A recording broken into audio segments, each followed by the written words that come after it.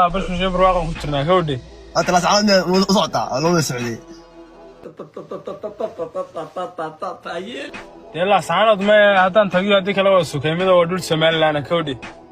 waa gartay Somaliland oo madaxweyne Rasaari fadhiyo anaga shuruudaha noo kala qornaa waa gartay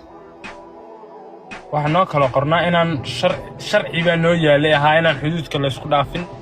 halka iyo cadaw xagga ka xiga inaan wax madaxa iyo wax askara aan iman adoo khalaad jira iyo waxyaabo fara badan waa yimaadeen laakiin jawaabteedu waa naga helayaan markii heshiisyada only miga guriga hoosta ku gashaan caalamka caadi kama shaqeeyaan ma garat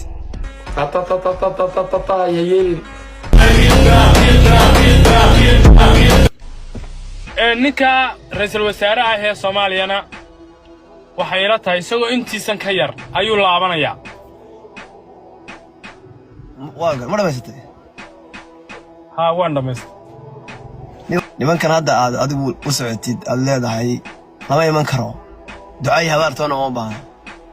xasan sheekh maxamuud babri manaya hadeerna xamsa jooga ducaabi ku yiri maga saadi gabay waxa ku jirta hadda ka hor gabayga waxa ku jiray gabaygaaga loomay kolba yani afka ina ka hadasho hadal waxa ma taro ficil baa tara inaad ka samirtaan waxaan faraha ka qaadaan riyadan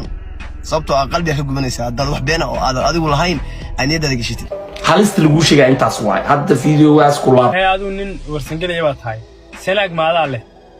samalihi warsangelay salaag maadaa leh salaag iskale salaag iskale way maxad iiman weyd sooliga joogida salaag maxamed maxad laas aanad aanaa leh oo Somaliland baa leh oo de sharciga ku qoran tahay marka sool magaala madaxdiina waa degan tahay intii kalena ana haya ee deegaanka ahayd ra'iisul wasaaruhu hadii uu yimi sool ma iman karaa oo ka tirsan sool taayiga jawaab ala kaaga jawaabaya waliba jawaab fiican baa ku siinaya atri laascaanood ee gobolka sool qayb ka mid ah deganahay sida og batri iyo tuulooyin kale hoostaga ra'iisul wasaaruhu halka ma iman kara